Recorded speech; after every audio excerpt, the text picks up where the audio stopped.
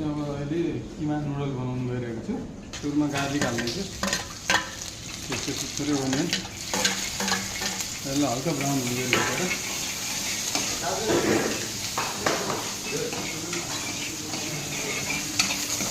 Brown भयो। मैले chicken add गरेँ।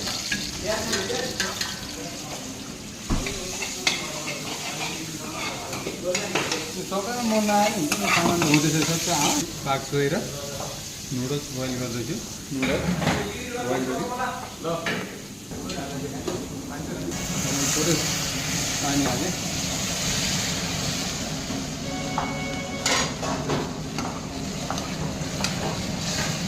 सल्ट नहाल्यो नि सल्ट, थोरै स्वाद अनुसार भन्नु according to taste.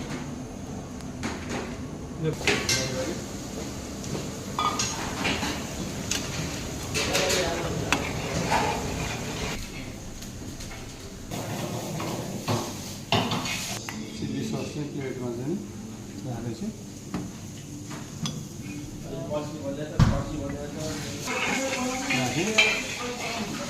अलिकति भयो, थोरै राखेर यो सोया सस तालपाल गर्छु।